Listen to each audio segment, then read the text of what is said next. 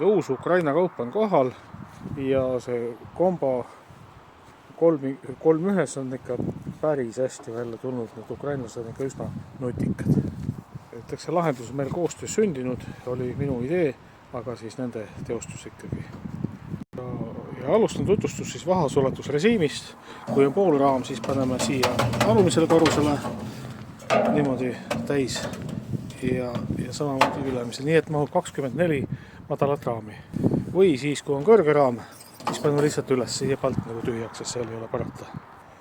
Kui nüüd teeme seebikivipesu, siis me paneme niimoodi, et raami siia soonde sisse. Vahasulatuse peal on ta siin peal, aga selle seebikivipesu kindlasti siia sisse. Ja selleks on siis, et sinna saada, on siin kummagi külje peal siin luuk ja üleval ka.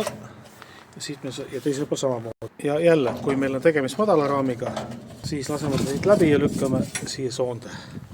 Ja samamoodi üleval. Nüüd, kui aparaat on täis, siis hakkame need klapid jälle kinni.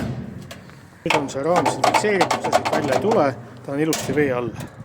Võib tekkida küsimus, et kui nüüd siin kuum seebikivi lahus on sees, et mismoodi me need raamid sealt põhjast siis kätte saame. Aga siin on korvid on sangad ja tõstame selle korvi sealt seest välja ja saamegi kätte. Siin all on siis kogumisplekk, kus siis jookseb välja kas siis mesi või vaha, esimese hooga vaha.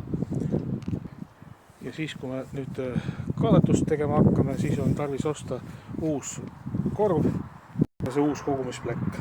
Tingimata tegelikult ei pea, et kui me seebikiviga peseme, siis teoorias see seebikivi võtab ka kõik selle vaha ja sodi siit ära, et saab ka seda kasutada.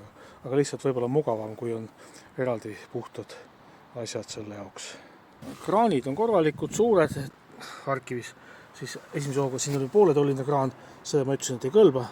Et ikka meil on tarvis suuremat ja mul on hea meel, et tõesti panedki selle suurema, sellepärast, et väikesest kraanis seebikivi sodi ja kõik see lahus ja vahapuru ei tule korralikult läbi, aga siit saab tööd teha küll. See on parem kui nende Ukraina enda kohalik toode, natuke pisut kallim, aga kuna ta on modifitseeritud meie jaoks, siis ma arvan, et midagi paremat on raske välja mõelda.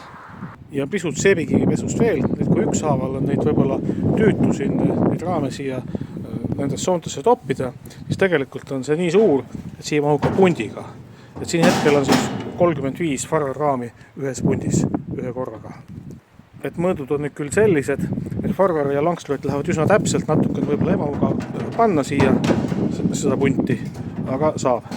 Aga mis puudutab Eesti raami, siis see on väiksem ja sellega ei ole mingit probleemi.